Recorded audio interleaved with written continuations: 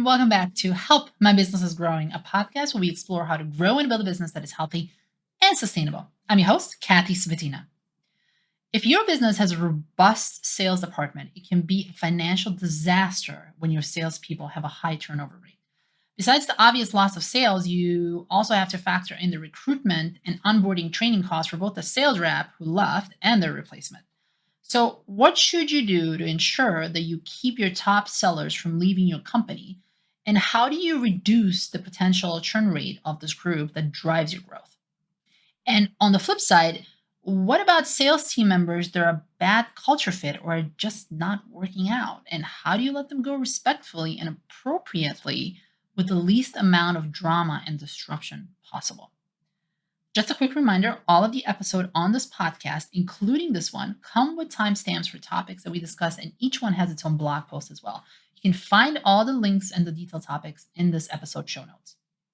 Our guest today is going to help us answer all of those questions. She is Judy Hoberman, and she is a successful speaker, consultant, entrepreneur, and president of Judy Hoberman and Associates, a company focused on empowering professional women. She is an award-winning international speaker, best-selling author, trainer, and leading authority on women in leadership. With over 3 decades in business, she combines wisdom and humor with her behavior-shaping insights, impacting audiences of thousands, as well as small groups and individuals through her one-on-one executive coaching and mentoring, and she is often described as transformational. Judy works with companies supporting the diversity and women's initiative in leadership, recruiting, training, coaching, mentoring, and retention. She was a TEDx speaker talking about prejudging people. She is also the author of 4 books, including Selling in a Skirt and Walking on the Glass Floor. She offers a training program that concentrates on women in leadership and the men who champion them, with an emphasis on redefining culture. Join us.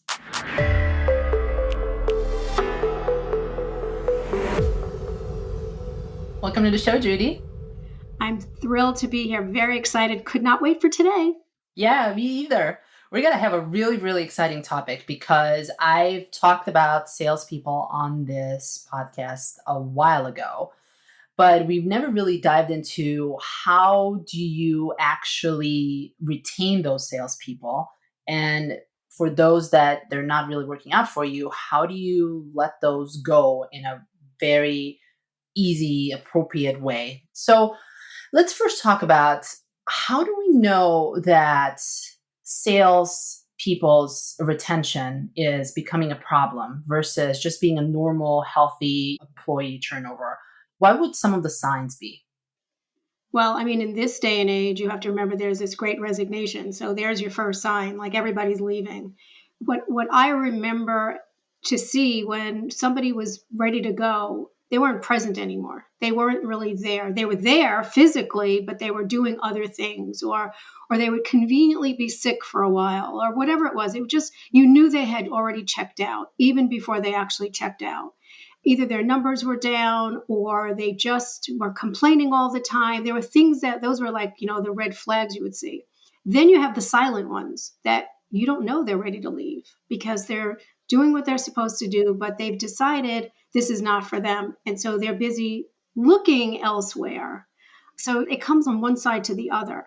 But you have to be careful, because if somebody is being negative, even if it's just like little things and they're undermining you, they're going to destroy your entire team.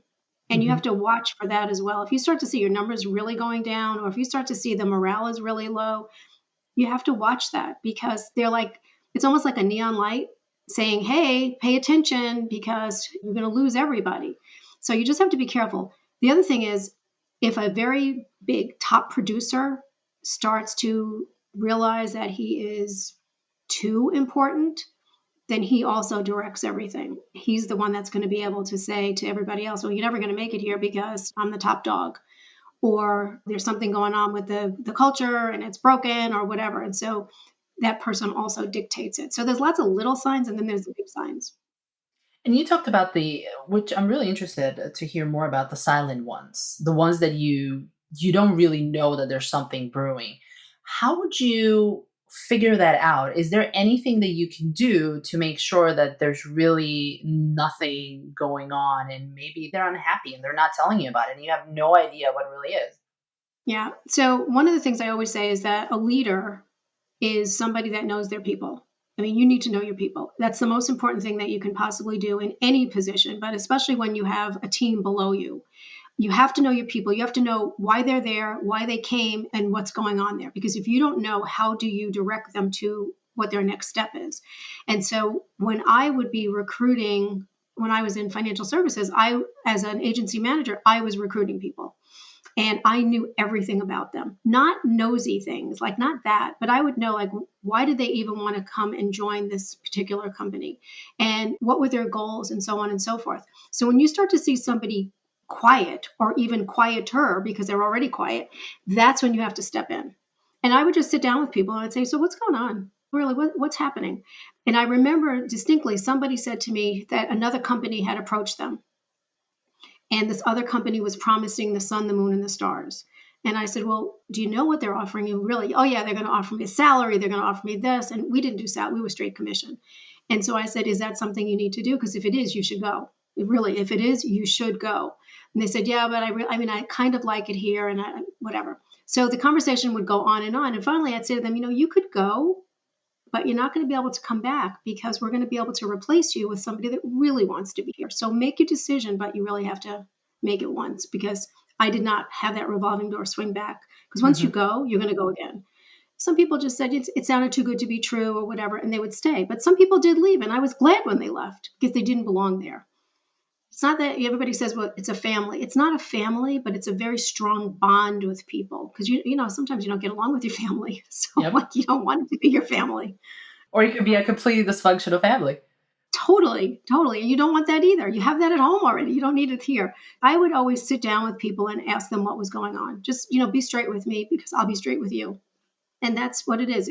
It was an open line of communications. And what were some of the questions that you would ask him? You already mentioned a couple of things like, why are you in this company? What's going on? Are there any specific questions that you were asking to uncover those silent issues? Well, when I first would recruit people, you have to remember the first piece of this whole thing is attraction. Why are they attracted to you? And so when I would recruit somebody, I would say, tell me 3 things that I can expect from you, and tell me 3 things that you would expect from me. So in another month or so, if things were not going as smoothly as I thought they would be going, I would go back to the 3 and the 3, and I would say, are we not delivering? And here's the 3 things, or are you not delivering? And so that would be the first initial piece, because then you knew that somebody was not exactly thrilled. And the other piece would be people that are silent. What's really going on behind the scenes? Because are they not making enough money to support themselves or support their families? Because money sometimes is the number one thing, but money is often not the number one thing. It's the same way, why would you take a position? Because it's money, but why would you take a position? It's not money, it's the recognition. So I would go and I would ask those kind of questions. And I would say to them, is there something that I could be doing to make this a better position for you? Is there something you're looking for? But remember, I said you have to know your people. So when I would first bring them in, I would ask them, tell me what it is that you want to do within this company. There was only 3 things. They would say, I just want to be a producer. I just want to sell. I don't want to care about anybody but myself. And I would say, great, let me show you the journey. They would want to be in leadership. And I would say, great, let me show you the journey. Or they would say, I want your position. And I would say, awesome, let me show you the journey. So there was only 3. So if anybody started to get silent, I would say, do you still want to go into leadership? Because I have that written. Or do you still want my job? Because it's open. Or have you changed your mind about being just a producer? Because nobody's just anything. And sometimes they'd say, yeah, I really want to go into leadership, or this is not working out. So I was inside their head in a good way. And I love that you point out that there's 3 options, and the option could also be that you are, as you said, just the producer, even though it's not just the producer. Because I've seen a lot of companies, especially in the corporate world that I was in, people make mistakes of thinking that people just naturally want to go up in ranks and higher in the business. But that's just not true, because some people just don't want to be in management because it takes a lot of different skills than being the producer. And it's also a lot more responsibility. Yeah. Because it's not just you anymore. When you're the just, then you only have to worry about you.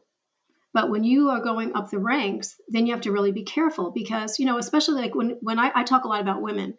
So As women go up, the responsibilities go up, just like a man. But then there's also the same responsibilities they have at home that didn't change.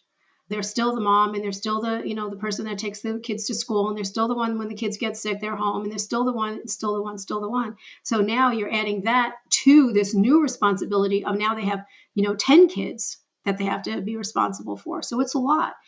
I know for me, when I was promoted, they didn't ask me. They told me I was promoted. Would I have taken it if they asked me? I'm not sure. Not sure. Because it was a big change for me. And I was a single mom. It was a big change. So ask. But you also have to be able to say, if somebody says to you, I would like this, but not right now, you have to be able to say, okay, let's revisit this, as opposed to saying, well, if you don't take it now, you're never going to get it again. Because that's what happens as well. So again, you have to know your people. And there's also that risk too, that if you do promote someone who didn't want to be promoted, you might have a silent one on your hands. And Exactly. they're not producing as they used to be producing, and they're not managing as you expect them to. No. And they're also figuring out how to leave. And when they leave, here's the other thing that people don't realize. They're taking your intellectual property with them. You don't even realize all the stuff that they've learned, all the books that they have, and the manuals you do. That's your intellectual property that they're taking with them now. So that's why I just really like to understand who my people were and what they really wanted. And if it wasn't right for either one of us, it was time to move along. I'll give you a perfect example. When I had different offices in different states, and in one of the states I had inherited a sales leader. And he was the nicest man ever, like ever, but he was the worst sales leader, the worst. Because he would go into his customers and he would say, I have 125 different ways you can buy this. Well, if somebody said to you, I have 125 different ways, Kathy, what do you do? You're like, oh my God, he's going to be here forever, right? Yeah. He couldn't train anybody because no one else could do that. So his numbers were down, his people weren't staying, everybody was miserable. It was horrible. So I sat down with him and I took out all the reports about being a sales leader. And I said to him, could you take a look at all of these and tell me what you think? That's all I said. I didn't say anything else. And he looked at them and he said, you know what? If it were me, I would not have me as a sales leader. And I said, why is that? And he said, well, I'm on the bottom of every list. I'm not anywhere near the top. I don't really like what I'm doing. I don't like training people. I don't like. So he could have been a silent one, right? So I said to him, well, what is it that you want to do? He said, if it's okay with you, I'd really rather go back to being a producer. Remember, I inherited him. I didn't hire him, so I didn't have that initial conversation. So I said to him, if you want to do that, I'm happy with that. He said, oh my goodness, that would be great. And he went back and he was one of my top producers. So sometimes people aren't even in the right spot, but you don't know if you don't ask. You talked about also that money is not the main motivator, and I've seen that too. There comes a time, I think it's more in like what stage people are in, also what type of money they're making. Right. Because there comes a certain point where money just is not enough of a driver anymore. What have you seen that has been not just money driver, but what are some of the other things that people have really gone after, especially the salespeople, that are those motivators for them? What do you think salespeople like better than anything? Recognition. Themselves. That's number one. If you think about it, most people don't see their name in print. They don't see their name in print. They're not a celebrity. They're not the president of the company. They're not the CEO. I'm just a salesperson and whatever. But when you are recognized, there's an award. There's an engraved plaque. There's something in the company newsletter that's saying, oh, you're amazing and look at what you've done and blah, blah, blah, blah. They want the recognition. They want other people to know that they're good at what they do. They tell themselves they're good, but that's different. When somebody else says to you, oh, you're amazing and you've won this award and you're number 1 or you're number 3 or you're the top 10 or whatever you are, that means more than almost anything else. Almost anything. We would do crazy little contests just so we could get people engraved on a board. People would fight to get their name on that board. Wow. Yeah. So if someone wants to implement this recognition culture in their business, especially for the salespeople, what are some of the things that you have seen that work well? So you said putting a name on the board, maybe have little, competitions. What else can people be doing in the business to spice that sales pot, I guess? Well, the one thing you could do is you could ask people what they would want. Because as one of the only women, we would get things like tackle boxes and golf clubs and, coolers and things like that. We didn't, what do you do with that? Yeah. Really, it's a thing. You want it. I always wanted because I was responsible for my family and I had to make sure that I did the right thing. And so when you do the right thing, you get what you need. But every week, my kids would say, "Well, what'd you get?" And I'm like, "Tackle box." What'd you get? Golf balls. So if you would ask, it might. I don't know if it would change the results, but it might be something that they would want. And I would ask everybody, like, what is it that you want? Oh, I'd like to get I'd like to get a plaque, or I'd like to go on a vacation, or I'd like to buy something for my family, or things like that. And when I said the plaque, I wasn't kidding. We had a plaque. It was $3.75 to get your name engraved. That's all it was. It was a little tiny rectangle. That's all it was. That's what they were fighting for. That's what they were fighting for. So, but I always ask, like, what is it? If you could win a contest, what would you want? Finally, after I was with the company for a couple of years and I was still a producer at that point, my regional director said to me, "I don't know why we keep giving you like tackle boxes and things like that. I'm sure you don't want that." I'm like, "It's okay. I would still work just as hard." He said, "But what if we gave you something like, a diamond bracelet?" I'm like, "That would be nice." You ask. It's not that difficult. You can say, I would love to get a gift certificate, such and such, or I'd really like to buy this thing or whatever. If you ask, they'll tell you. Everybody will tell you exactly what they want. If you don't ask, you don't know. And one size does not fit all. Let me just say that. One size does not fit all. Not everybody wants this. Not all women want this. Not all men want that. So you really, if you ask, you'll get what people want. And have you seen a company try something that just did not work well when it comes to employee recognition, especially sales for salespeople? Oh, there's lots of things. It's all the little trinkets that people could care less about because you have so many of them and you toss them. That's usually what doesn't work. I will say when you get to, some of the bigger awards, I have lots of eagles that are on marble. They weigh 50 pounds. Their wingspan is huge. They're beautiful. I have a lot of them. I don't know what to do with them. I still have them, but they're beautiful. And it means a lot. At that level, they don't ask you. They don't ask you. But then they'll give you another perk. Okay. And in addition to this, because you won this and because you wrote this many business or whatever, we're also going to give you a gift certificate to blah, blah, blah, blah, blah. That's the blah, blah that you like. This stuff is beautiful, but Yeah, it seems like it's more of a physical representation. So that, like it said, it's that recognition that you can display on your desk, that you can display on your shelf, and people can actually see it. yeah, I used to have to seatbelt them in my car when I was moving because the moving trucks wouldn't take them. So I'd have to drive back and forth and bring all my eagles. So we've also talked about these are great tips for sales people's recognition and how do you actually retain them. But let's say that you have tried to do as much as you can. You have this great program, and you've had the conversation with them, and things are just not working out, unfortunately. And you have to have that unfortunate conversation of you have to let them go. So the question is, are there some things that you can be doing in advance to prepare yourself and the employee to let them go so that it doesn't come as a shock? And before we actually started recording this episode, we were talking about just terrible examples of how people are being let go, especially right now. And we're recording this in July of 22, and you just don't want to be one of those companies. Yeah. And you don't.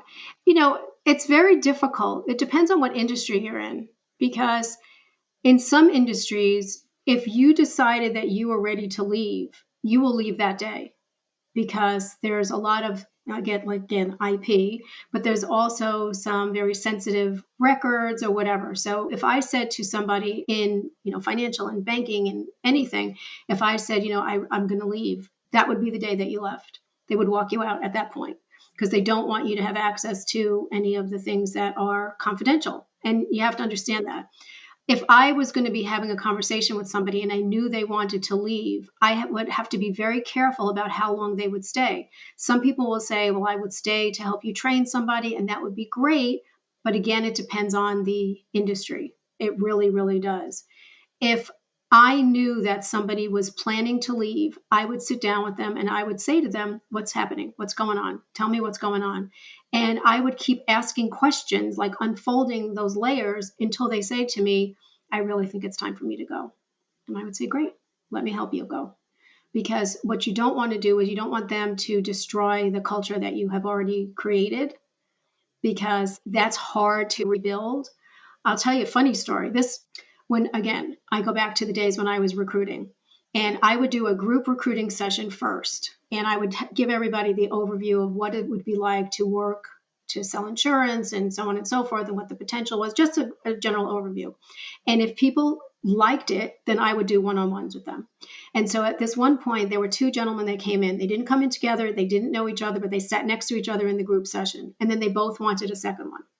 So they said, can we do our second one together? I'm like, no, I want to talk to you one-on-one.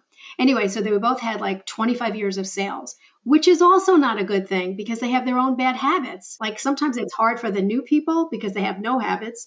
And sometimes it's bad for the ones that are veterans. I don't mean military veterans either. Anyway, so I hired them both. And the first week we did the training and everything, and every day we'd have some kind of training. And then they're supposed to be going out with somebody that was experienced. And so they did. So the first like 3 to 5 weeks, it's back and forth with people. Then they're on their own. Okay. They still have us to come to, but they're on their own. So week 1 that they're on their own, nothing. Neither one wrote business. Week 2, no business. Week 3, no business. Week 4, no business. Now they're both family people. Mm-hmm. So what do you do if you're not bringing home anything to your family? So your spouse is going to get upset. And you're going to be, you just don't want to do this. So I called them in and I said, tell me what's going on. And they said, it's a different process. We just have to get our sea legs, blah, blah, blah, blah, blah. I said, yeah, but you're in 4 weeks now. What can I do to help you? Nothing. Okay, 5, 6, 7. Week 8, I call them in and I'm sitting in my office and the two of them are outside the door. And one says to the other, she thinks she's going to tell us what to do because she thinks she has the experience. I'm listening to this, right? So I walk out of my office and I said, can I just bring you over somewhere? Because I want to show you something. And we go over to the credenza.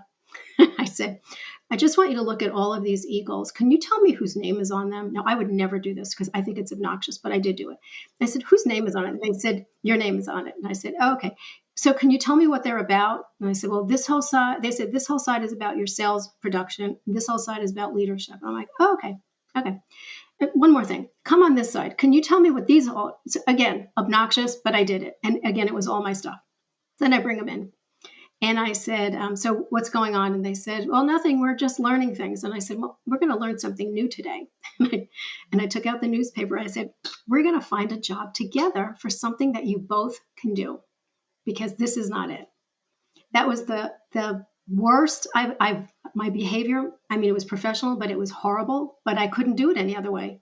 And so I showed them some other jobs and I circled it for them and said, really go make some calls, go find a job because this is not for you.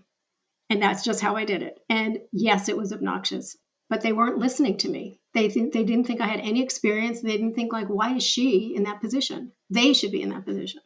So that was the worst. But some of the other ones, I just sat down and I said, let's figure this out. Is this for you? Because if it isn't for you, let's find something else that is for you because I really like you. Or I would say, do you want to try it one more time? Do you want to go through this again? Let's give you some more training. Let me work with you one-on-one. Let's figure this out. So I tried all different things, but when it was time to go, it was time to go.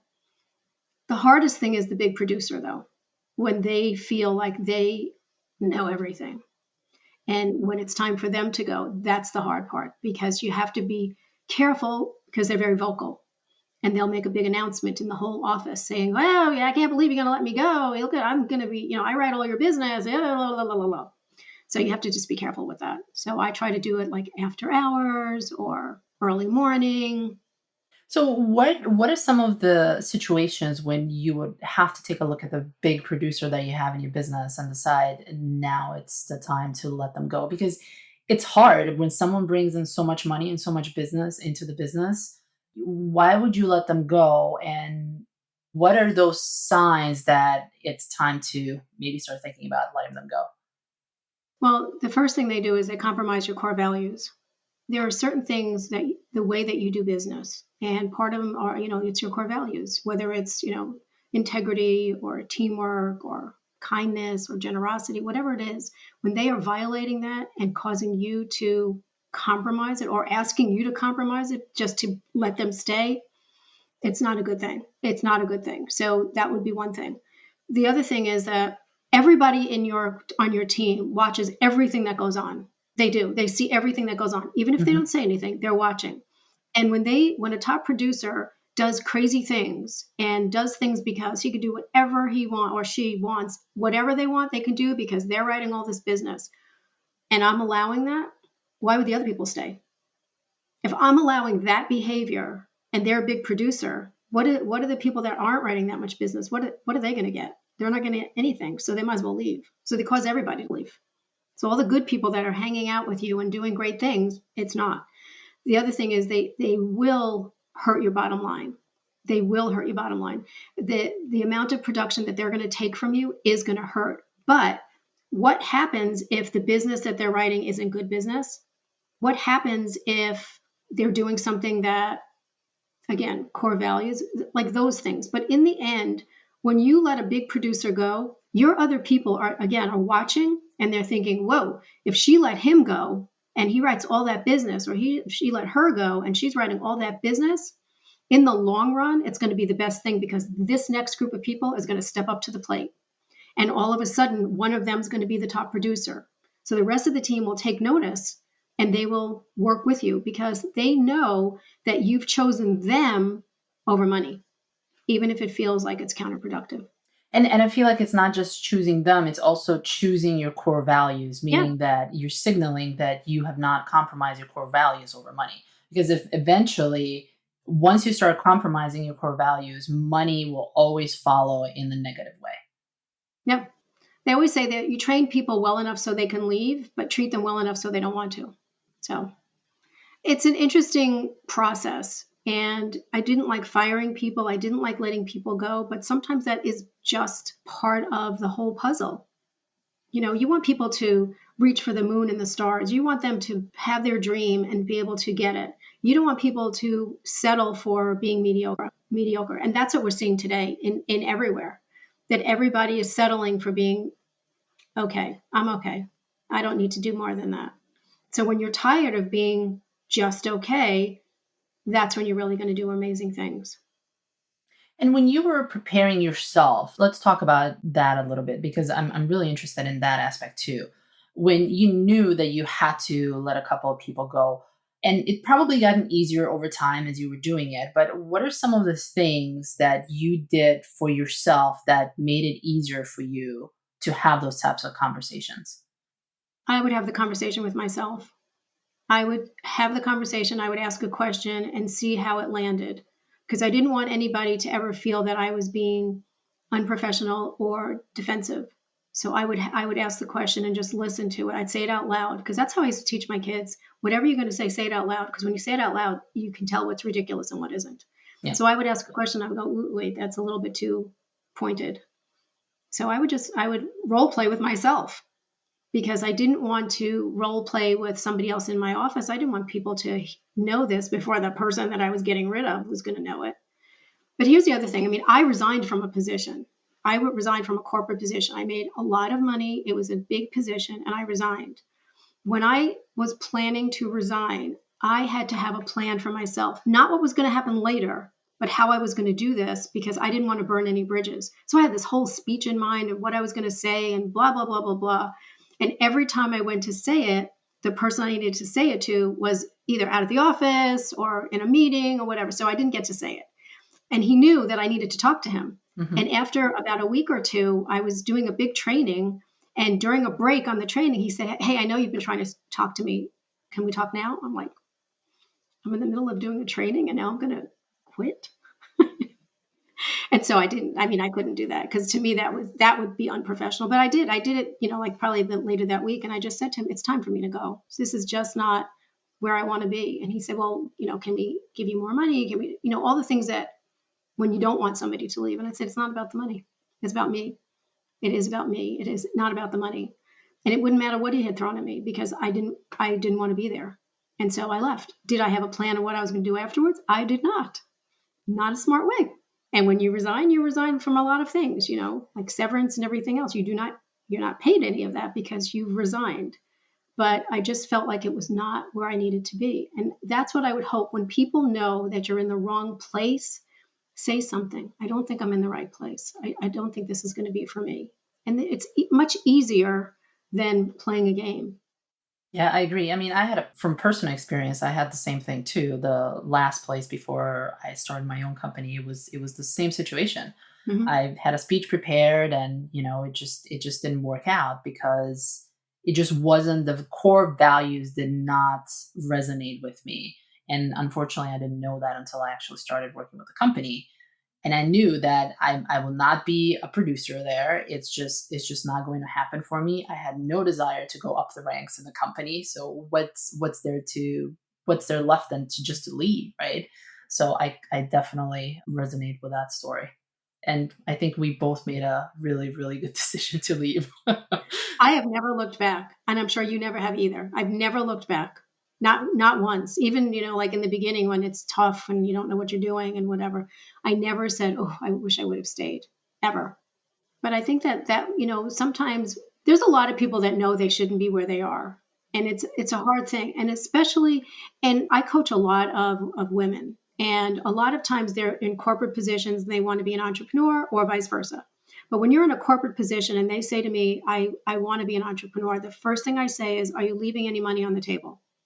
Because if you worked hard for a bonus and the bonus is coming out and it's from last year, you should stay. You should stay even if it's for, a couple of weeks or a month or 2 months or whatever, because you earned that. So you have to be careful oh yeah, just leave, because that's what I did. No, you don't do that. You don't do that. So I'm very careful about my people. I want to make sure that they know what they're doing, not to be so impulsive. Now, the only caveat to that is if you're getting sick doing what you're doing, there's nothing worth it, nothing at all. There's nothing worth it. And that's when you go. But you do it professionally. You don't do it where you just leave everybody hanging. Yeah, I'm not coming in anymore. I'm done. So I just feel like the underlying theme is know your people, know what you need to do, know what you want to do, and have a plan. Yeah. Judy, it was a great conversation. And, I always ask this one question at the end of it. Every single guest gets to answer it. And this is the one tip that you think, the one step that people can take in their business right now, if they're listening, to have that good employee retention. What can they do in the next week or two to start implementing that? Engage your people. Engage them in what you're doing. If there's a little project, a big project, if there's something going on in the community or whatever, bring your people in. Let them know that they are part of a team. It doesn't have to be a family, but let them know they're part of a team and how valuable you think they are, because they're the ones that are going to make or break you. They truly are. But, as a group, consider all the people that are in sales. If they don't do sales, you don't have business. Mm-hmm. I don't care what you do, where you are. I don't care what position you're in. You're selling. If you're a leader, you're selling your people on projects and commitment. And if you are a salesperson, you're selling a product or a service. So get your people involved. Show them that you actually care about them. And I promise you that will change the retention. If they know you care about them, they're going to do anything in the world for you. If they know you care about them. If it's all about the money, it's not going to happen. It's not going to happen. So, Judy, where can people find you? So you can go to my website, which is Selling in a Skirt. I'm all over social media. On LinkedIn, I'm Judy Hoberman. On most everything else, I'm Selling in a Skirt.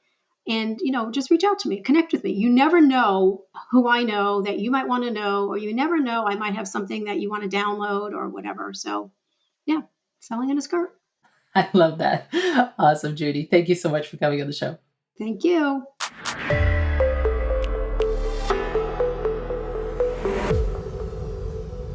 Thanks so much for joining us, and I hope that today's episode has given you tips on how to keep your top sales producers and let those who need to leave go.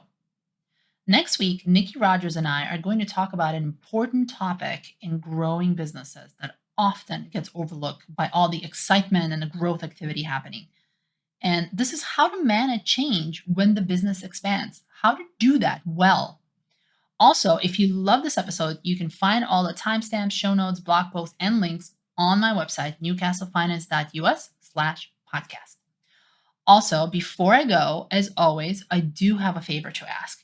If you're listening to this on Apple Podcasts, if you could please go to the show and tap the number of stars that you think the show deserves, because this helps other people find it and benefit from it too.